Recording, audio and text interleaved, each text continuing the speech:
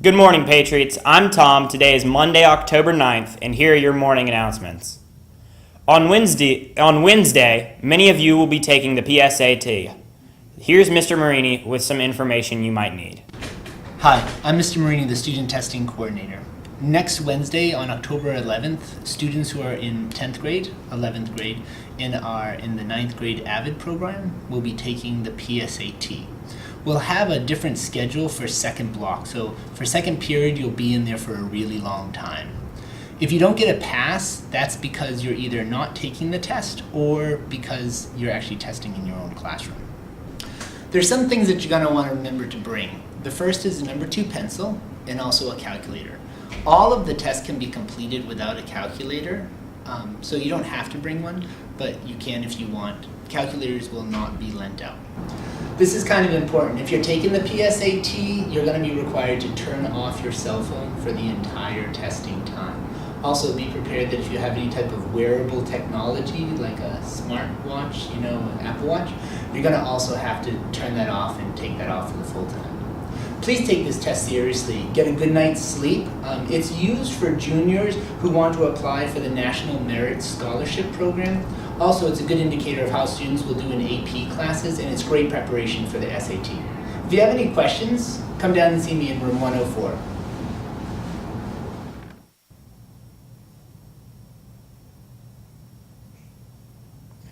Here are some announcements from the SCA. Spirit Week starts today with Class Color Day. Freshmen are blue, sophomores are white, juniors are red, and seniors are black. Also today, your class will be taking a picture in the breezeway, and there will be a retweet competition until 4:30 p.m. And remember, tomorrow is Fashion Disaster Day. Students, remember, homecoming tickets are sale this week during lunches for $10. You need your signed permission form for you to get your ticket.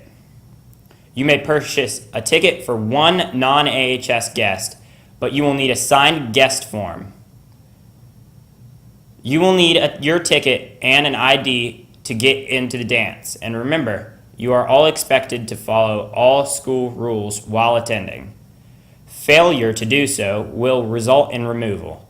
Get your tickets early in the week to avoid the lines. Entry to the dance will no longer be through the main entrance of the school. All students will enter through the new athletic entrance in the bus lot. Students that drive themselves must park in front of the building, not the bus lot, and enter at the athletic entrance, just like a basketball game.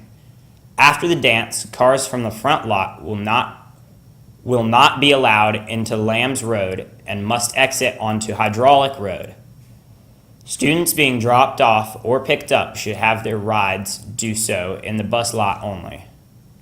There will be no parking in the bus lot. Remember, the dance is from 8 to 11, and rides should arrive promptly at the conclusion of the dance. The World Language Department is hosting a cultural festival on October 11th and 12th. We will have games, food, hands-on cultural experience from the cultures represented in our language classes. Join us in the breezeway during chat. Several student organizations came together last week for the annual leadership retreat. Here's a look at this event.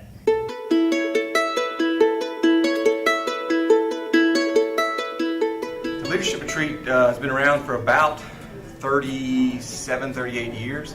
It began in '88, and it was because a lot of the teachers that run clubs were complaining that students didn't know how and weren't doing a good job, and then it kind of dawned on it that no one was teaching them how. So it began in the library with about 40 kids, and the students were basically brought together and they facilitated training the students. I think what it's morphed into more today is a retreat where students kind of gather.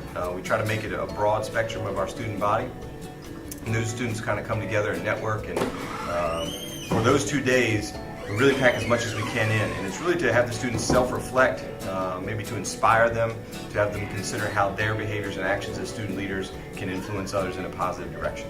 The Leadership Retreat is an awesome opportunity. We're very, very fortunate to be able to take our kids away for a night and spend time with them kind of honing in and tapping into their leadership skills that some already have, some that they don't know they have quite yet.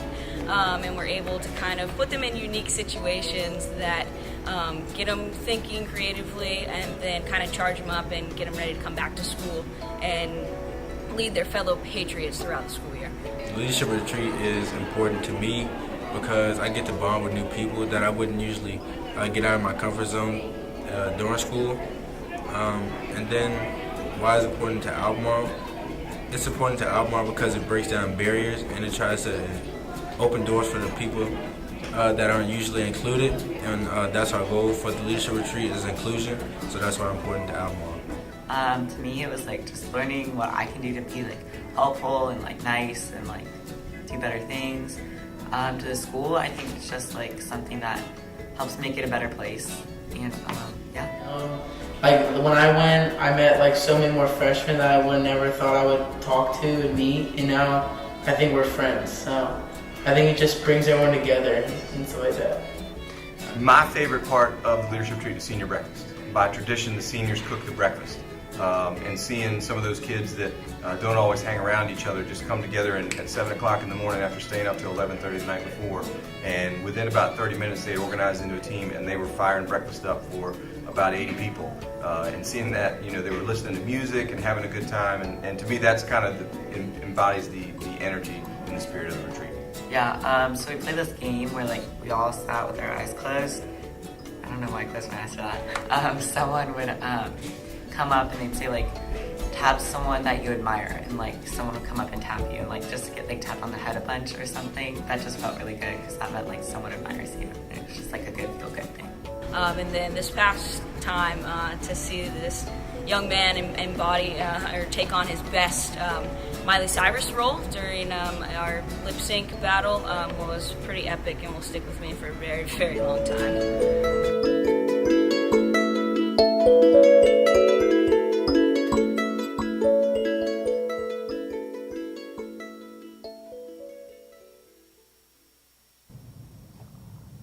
In sports news, this weekend the girls and boys cross-country team traveled to Cary, North Carolina. The varsity girls were invited to race in the very competitive Race of the Champions and placed 6th.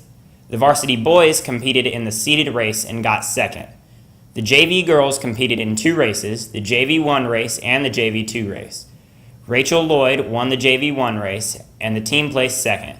The JV2 girls placed 3rd and the JV boys also competed in the JV1 and 2 races and placed 2nd for both. Joe Young won the JV2 race. On Friday, the Patriots football team defeated Orange by a score of 42-35. Jaquan Anderson, who finished the night with 252 rushing yards, scored the winning touchdown with under 2 minutes to play. The win improved the Patriots' record to 2-4 overall and set up a homecoming showdown with Charlottesville this coming Friday. That's all for now. Have a great day. This is a Ryan Little production.